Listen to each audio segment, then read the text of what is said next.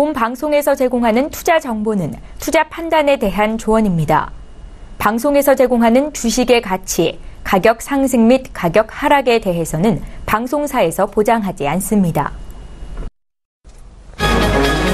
이 시각 헤드라인이었습니다. 마이크 펜스 미국 부통령이 또 한 번 한국과 미국 간 자유무역협정, FTA 재협상에 대한 강력한 의지를 피력했습니다.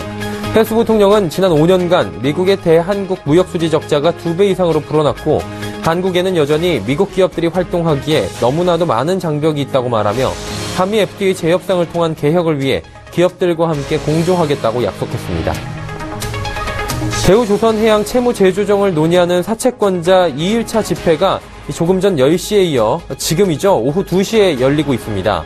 앞서 국민연금을 포함한 기관 투자자 대부분이 찬성 의견을 밝혀 채무 재조정안은 무난히 가결될 것으로 전망됩니다. 오늘 10시 집회가 가결된 상황으로 지금 시작된 2시 집회에서도 가결된다면 법원 인가를 거쳐 대우조선 자율구조조정안이 확정됩니다. 어제 열린 3차례 사채권자 집회에서는 안건이 모두 통과된 바 있습니다. 금융감독원 전자공시 시스템 등을 보면 지난해 말 기준 10대 그룹 상장사 87곳의 직원 수가 62만 9천여 명으로 전년보다 14,000여 명, 2.3% 줄어든 것으로 확인됐습니다. 특히 조선업 불황으로 타격을 받은 현대중공업 그룹 직원이 14.8% 줄어 감소폭이 가장 컸습니다. 고용 조건으로 보면 정규직이 1.8% 줄어든 반면 계약직은 8.9% 감소한 것으로 집계됐습니다. 지난 3일 출범한 K뱅크가 영업시작 2주 만에 가입자 20만 명을 확보했습니다. K뱅크는 오늘 아침 8시 기준으로 수신액이 2,300억 원, 여신액도 1,300억 원을 돌파했다고 밝혔습니다. 이는 K뱅크가 출범 당시 올해 목표했던 수신 5천억 원, 여신 4천억 원의 30%에서 40%가량을 영업 개시 2주 만에 달성한 겁니다. 시청자 여러분 안녕하십니까. 오늘장 내일장 일부 서정덕입니다.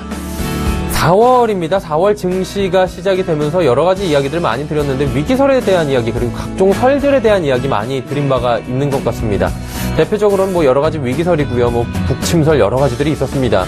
위기설에 기인하는 요인들이 있었을 텐데요. 이제 하나둘씩 좀 어둠이 걷히고 있다, 안개가 걷히고 있다라는 표현들이 보입니다. 미 재무부의 환율 보고서의 발표, 중국 사드 우려 등이 좀 완화가 되고 있는 상황이고요. FTA 재협상이 아니라 개정이라는 단어가 나왔습니다.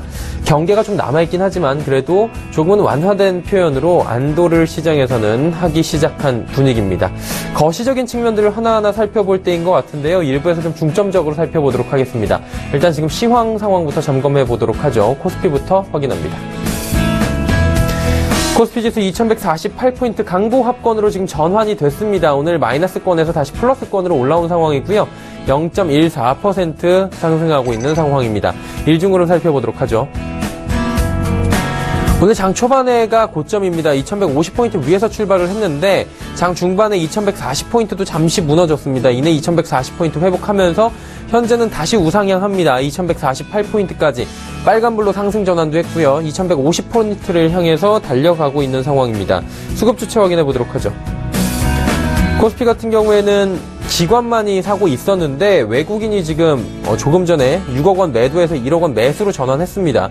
기관이 36억 원 사고요. 외국인이 1억 원 삽니다. 하지만 개인이 10억 원 팔고 있는 상황입니다. 기관 같은 경우에는 금융투자 쪽이 480억 원 많이 사는데 연기금이 오늘은 452억 원 순매도하고 있는 상황입니다. 시가총액 상위 종목들 살펴보도록 하죠. 삼성전자 오늘도 하락입니다. 하락폭이 크진 않지만 이틀 연속 약세고요. SK하이닉스는 오늘 또 강세입니다. 49,755만 원 눈앞에 두고 있는 상황입니다.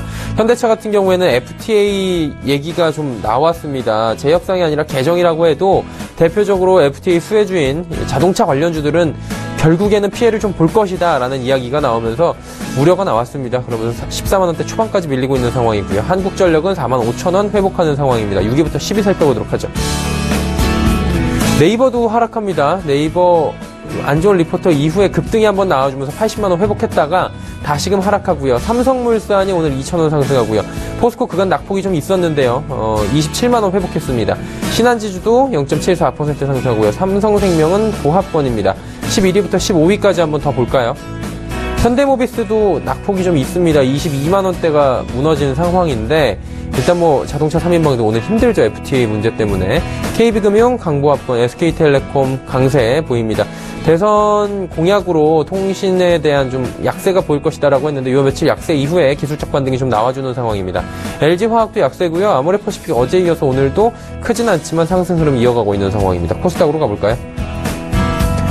코스닥 지수는 코스피에 비해서 잘 갑니다. 0.64% 상승하고 있는 상황이고요. 633.50포인트에서 움직이고 있는 상황입니다. 4포인트 정도 지금 상승하고 있는데요.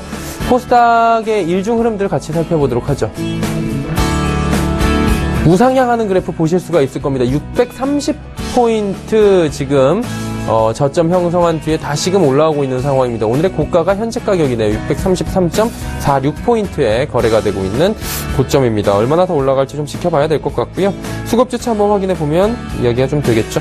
기관만이 삽니다. 159억 원 기관 투자자가 사고 있고요. 외국인 개인 파는데 개인이 38억 원, 외국인이 39억 원 각각 팔고 있습니다. 코스닥 같은 경우에는 기관 투자자 중에서 정반대입니다. 금융투자가 22억 원 팔고요. 투신이 67억, 연기금이 61억 원 순 매수하고 있는 상황입니다. 시가총액 상위 종목 가보도록 하죠. 셀트리온이 어제 이어서 오늘도 상승하면서 9만 원대 이제 안착하는 모습 보이고요. 카카오가 오늘 소폭 하락합니다. CJENM 1,300원 정도 상승하고요. 메디톡스가 50만 원 돌파를 강하게 했었는데 오늘은 차익 실현 매물들이 나옵니다. 루엔도 89,000원대 회복했고요. 6위부터 10위 살펴보죠.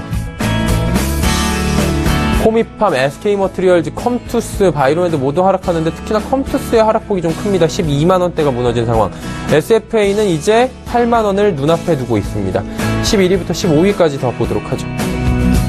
GS홈쇼핑 약보합권이고요. 휴젤 오늘 강합니다. 41만 9,600원까지 올라가면서 6% 가까운 급등 나오고요.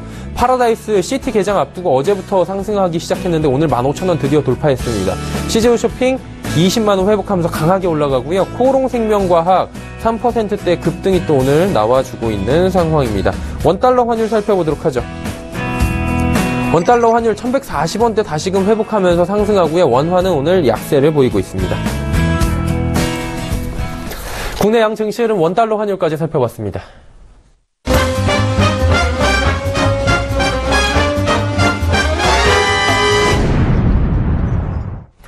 자, 오늘장 이슈 살펴보는 시간 갖도록 하죠. 대신증권 투자전략팀의 이경민 팀장입니다. 안녕하세요. 예, 안녕하십니까. 코스피가 2150선 처음에 터치를 하고 시작을 했다가 낙폭이 좀 있었다가 다시 올라오면서 강보합권으로 전환이 됐습니다. 참 종잡기 어려운데요. 코스피가 그래도 좀 부진한 모습은 보이고 있는 건 사실이잖아요. 이 원인들을 좀 점검해 볼까요? 일단은 글로벌 인플레이션 그리고 경기 회복 기대가 좀 약해졌기 때문이 아닌가라는 생각을 하고 있습니다. 여기에다가 유럽 정치적 리스크, 이번 주말에 프랑스 대선이 1차 대선이 예정돼 있거든요. 이런 변수들도 수급적인 부담으로 다가오는 것이 아닌가라는 예상을 하고 있습니다. 네, 그렇다면 이제 4월 위기설에 대한 이야기들 많이 나오고 있잖아요. 또 환율 조작국 지정 이런 얘기들이 있었는데 이 부분이 실제 이행되기는 좀 어려워지고 좀 멀어진 부분이 없지 않아 있습니다. 안도할 수 있는 건데 환율 변수 시장에서 어떤 영향을 구체적으로 아직까지 주고 있는지 이 부분 좀 짚어주시면서 환율 시장 좀 점검해 볼까요? 네, 일단은 원달러 환율이 1140원을 다시 회복 시도하고 있습니다. 환율 조작국 이슈에서 벗어나면서 워낙 강세 압력이 완화되었고 이로 인해서 원달러 환율은 하방 경직성을 강화시키고 반등 시도를 계속적으로 이어나가는 것이 아닌가라는 생각을 하고 있습니다. 그런데 여기서 중요한 것은 어제 원달러 환율이 하락했음에도 불구하고 외국인 매도가 출회되었고 오늘은 원달러 환율이 반등함에도 불구하고 현수물 매도세가 이어지고 다시 말씀드리면은 환율이 오르고 내리고보다는 계속적인 매도세가 출회되고 있다라는 점이거든요. 이런 부분들은 원달러 환율이 하방 경직성을 확보했다. 더 떨어지기보다는 반등 시도할 수 있다. 라는 부분들이 외국인 차익 실현 심리를 자극하는 것이 아닌가라는 생각을 하고 있습니다. 원달러 환율 변수가 굉장히 중요하고 일일비할 수 있는 변수이긴 하지만 환율 조작국 이슈에서 벗어났다라는 점들은 워낙 강세 압력 완화, 원달러 환율 반등 시도 가능성을 높여주는 부분으로서 외국인 입장에서는 조금 더 차익 실현에 나서는 그런 계기가 되지 않나라는 생각을 하고 있습니다. 따라서 최근 글로벌 변수도 있고 글로벌 인플레이션 모멘텀이나 경기 회복 기대감이 약해진 영향도 있겠지만 번번이 2150선에서 밀려나는 모습들을 보이고 있는 이유라고 생각을 하고 있습니다. 네, 이야기 좀 나눠봤고요.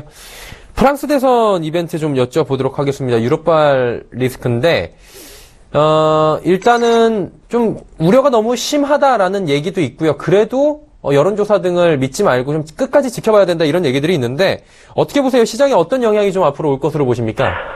단기적으로는 좀 변동성 요인이 될 수 있습니다. 무엇보다도 예상외의 복병이 등장했기 때문인데요. 그동안 시장에서는 르펜 그리고 마크롱이 결선 진출하고 이제 거기서 마크롱이 다시 취임 2차 대선에서 이기는 그런 시나리오를 생각했지만 최근에는 멜랑숑이라는 5등이었던 그 대선 후보가 TV 토론에서 굉장한 호평을 받으면서 지지율 3등, 4등까지 올라와 있습니다. 그런 가운데 르펜과 마크롱의 지지율은 떨어지고요. 따라서 1등에서부터 4등까지 지지율 격차가 3.3%포인트밖에 나질 않습니다. 기존 2파전에서 4파전으로 확대되었고 멜랑숑이 만약에 결선 진출할 경우에는 시장 불확실성이 좀 더 커질 수 있다라고 생각을 합니다. 왜냐면은 멜랑숑 같은 경우는 르펜이나 2차 대선 갔을 때의 지지율 봤을 때 르펜이나 피용은 이기고 이제 마크롱과의 지지율 격차가 조금 있지만 지지 기반이 굉장히 약한 마크롱 그리고 아몽이라는 사회당 후보가 멜랑숑이라는 그 지금 급진적으로 상승하고 있는 후보를 지지할 것으로 예상되고 있기 때문에 이런 부분들은 아마도 유로 약세, 달러 강세를 자극할 수 있는 변수가 아닌가 생각을 합니다. 이런 변화들은 아마 국내 증시에서는 뭐 직접적인 영향보다는 외국인 수급에 영향을 미치면서 하락 변동성을 자극할 수 있고요. 이로 인해서 이번 주말 예정된 프랑스 1차 대선은 멜랑숑 후보가 결선으로 진출하는지 여부가 가장 중요한 키가 될 것이다 라고 보고 있습니다. 그럼 이제 시장 대응 전략이 좀 필요할 것 같고요. 내일장 전략에 대한 추천이 좀 있으면 좋을 것 같은데 어떤 이야기 좀 들어볼까요? 네, 일단은 고베타 비중 축소, 저베타 비중 확대 전략을 계속적으로 말씀을 드리고 있는 상황인데요. 지금 현재 시점에서 코스피가 더 강하게 반등을 하기보다는 반등의 한계는 분명히 있을 것으로 예상을 하고 이에 따라서 반등 시도가 있을 때마다 경기 민감주라든지 시크릿컬주 비중 축소는 계속적으로 유지해 나갑니다. 반면 저베타 종목이라 할 수 있는 내수주, 통신주, 보험주 여기에다가 가격 메리트가 아직 남아있는 코스닥과 중소형주들의 반등 시도는 좀 더 이어질 수 있다는 측면에서 조금은 차별적인 대응 전략을 가져가실 필요가 있겠습니다. 특히 최근 한때 급락을 하기도 했던 코스닥과 중소형주들의 강한 반등세가 나타나고 있다는 점에 있어서 IT 부품주 중심으로 대응 전략을 강화해 나가셔도 무리가 없다라고 보고 있습니다. 네, 오늘 말씀 잘 들었습니다. 네, 감사합니다. 대신증권 투자전략팀의 이경림 팀장이었고요. 이슈 칼럼 바로 이어지도록 하죠.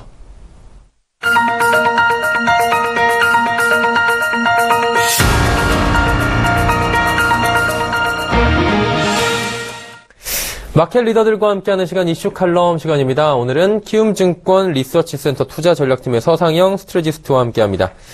차장님 안녕하세요. 네, 안녕하십니까. 네네. 오늘 여쭤보고 싶은 게 소프트 데이터? 심리 지표와 관련된 걸 좀 여쭤보면서 시작하고 싶은데요. 경제 전망에 대한 결과를 살펴보면 최근 미국의 그 연준의 경제 전망이 엇갈리고 있다. 이런 얘기가 있는데 사실 이것만 보면 좀 내용이 어려워요. 좀 쉽게 저희가 한번 들어볼 수 있나요? 2008년도 이제 글로벌 금융위기 이후에 세계의 수많은 금융기관과 감독당국은 다양한 방법으로 금융위기를 예측하기 위해서 노력을 해왔겠죠, 당연히. 그러다 보니까 이제 주요 경제 지표와 시장 참가자들의 예상을 이제 비교한 서프라이즈 인덱스 같은 경제 지표도 개발됐고요. 전체적으로 이제 가장 중요한 경제 지표라고 하면 우리도 많이 예상 시청자분들도 알고 있는 GDP 성장률 그에 대한 예측이 가장 관심이라고 보시면 될 것 같아요. 근데 이제 미 연준, 지방 연준에서 이제 결국은 이제 애틀란타 연에서는 GDP 나우를 통해서 GDP 성장률을 발표를 하고 있고요. 뉴욕 연은은 나우캐스트라는 부분을 가지고 또 GDP 성장률을 발표를 하고 있어요.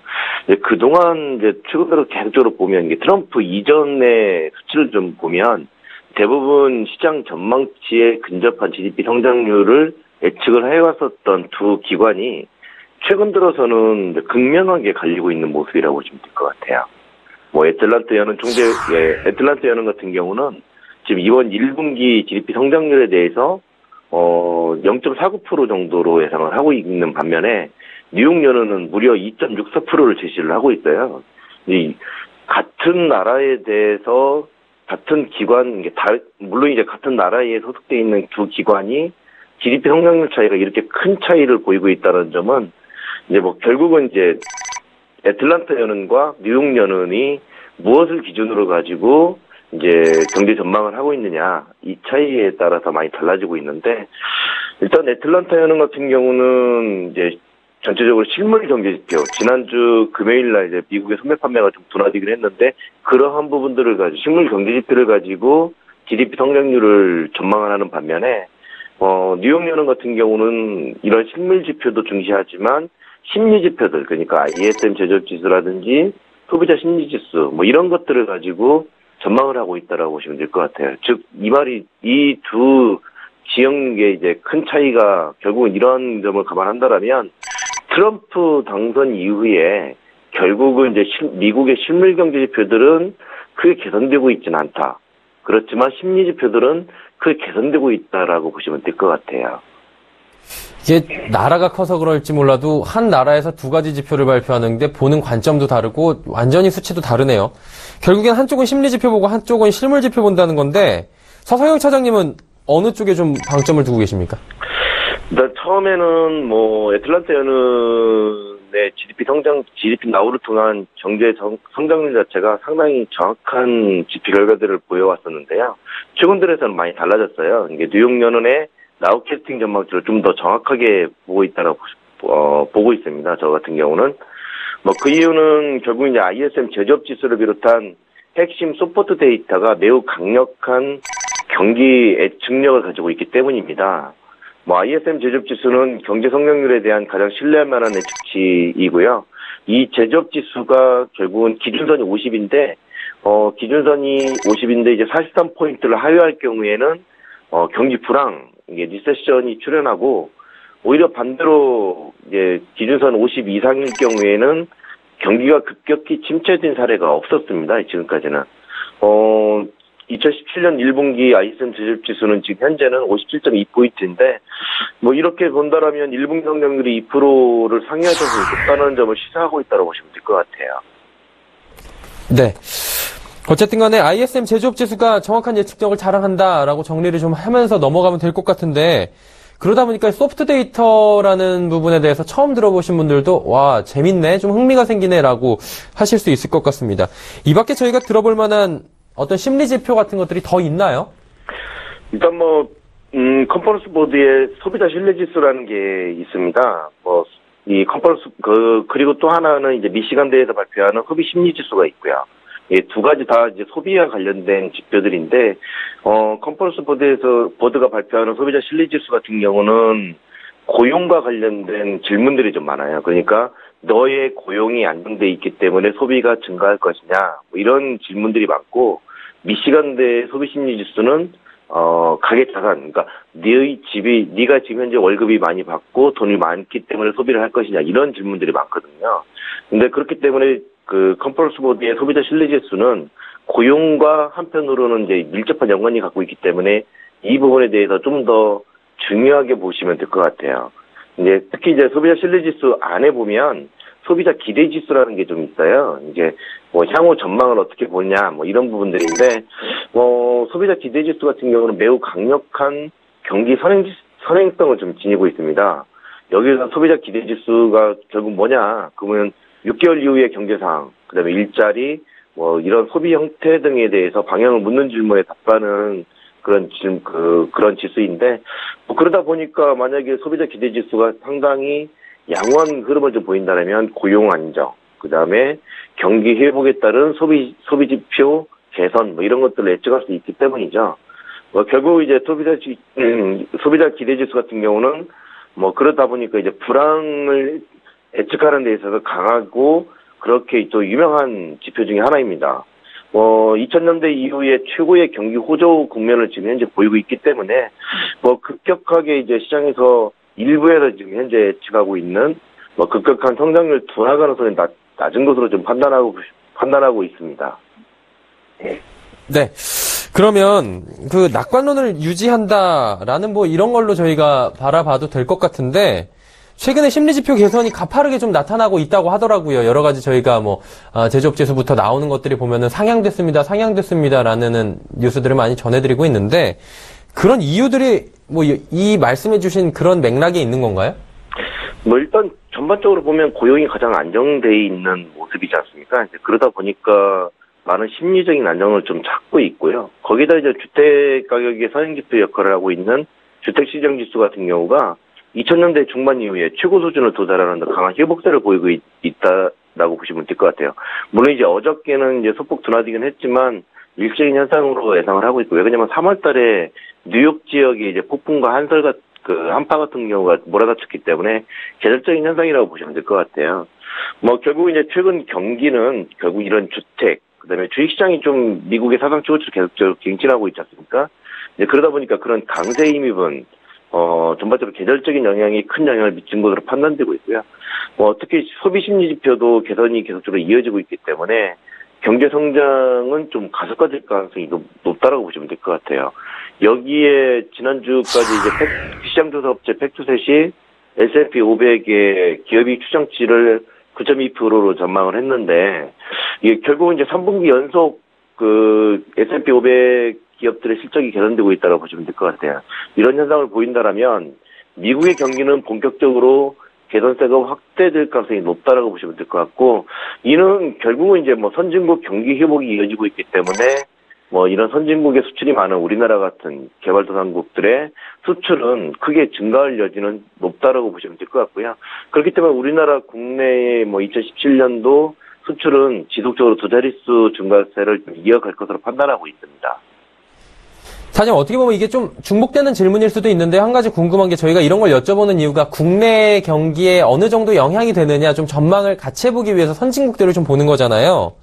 이러한 일련에서 보자면 그 미국 경기 지수가 좋고 전망 좋고 좀 정확하게 잘 이런 것들이 선행해서 잘 맞는다면 우리나라 국내 경기 전망도 잘 맞출 수 있게 그렇게 갈 수 있는 겁니까? 물론 이제 그렇죠. 이제 우리나라 같은 경우는 수출 의존도가 되게 높기 때문에 내수가 이제 부진하다 해도 전체적으로 우리나라 전체 경제는 좀 이끌어 나갈 수 있는 낙관적인 흐름을 좀 보일 수는 있겠죠. 근데 그럼에도 불구하고 실질적으로 시청자분들이 이제 느끼는 경제 체감은 별로 그리 좋지는 않습니다. 왜 그러냐면 우리가 실질적으로 내수 같은 경우는 지금 현재 부진하잖아요. 이제 그렇기 때문에 심리적으로는 좀 부진한 흐름을 좀 보이고 있지만 국가 전체적으로 보면 수출이 계속적으로 두 자릿수 증가세를 이어가고 있고 우리나라 기업 이익 추정치 자체도 계속적으로 상향 전환되고 있습니다. 뭐 지난 4분기에 이어서 이번 1분기도 뭐 전체적으로 기업 이익 추정치가 계속적으로 개선되고 있는데 좀 작년과 다른 점은 뭐냐면 작년 같은 경우는 IT 기업 위주로 그러니까 수출이 좀 많은 반도체라든지 그런 IT 기업 위주의 기업이익 추정치가 개선되어 있다면 올해 1분기 같은 경우는 산업재나 소재, 뭐 여타 뭐 산업으로 점차 이제 그런 확산되는 그런 과정이 이어지고 있다라고 보시면 될 것 같아요. 그렇기 때문에 뭐 당분간 좀 힘들더라도 전체적으로 보면 이런 수출이 개선이 되고 우리나라 국가 전체 경제 성장률 자체가 좀 개선되는 그런 현상이 이어지면서 실제로 우리나라 국내 증시에도 낙관적인 흐름을 좀 보일 것으로 예상을 하고 있습니다. 네, 알겠습니다. 오늘 말씀 잘 들었습니다. 네, 감사합니다. 키움증권 리서치센터 투자전략팀 서상영 스트레지스트와 함께했습니다. 자, 정리 한번 해볼까요?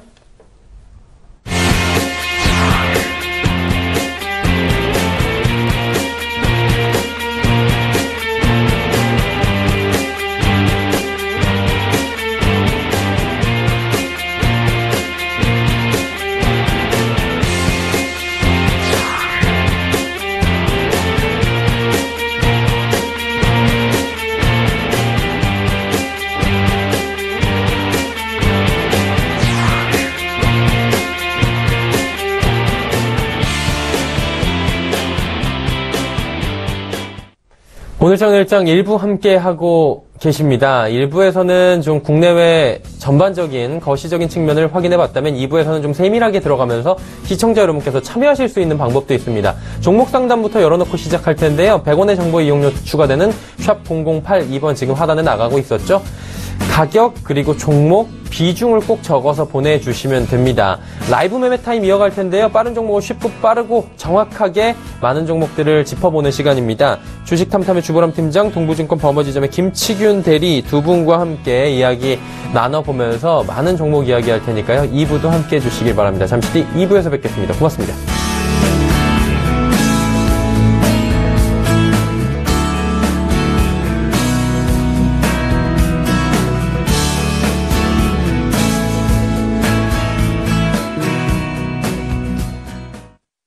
본 방송에서 제공하는 투자 정보는 투자 판단에 대한 조언입니다. 방송에서 제공하는 주식의 가치, 가격 상승 및 가격 하락에 대해서는 방송사에서 보장하지 않습니다.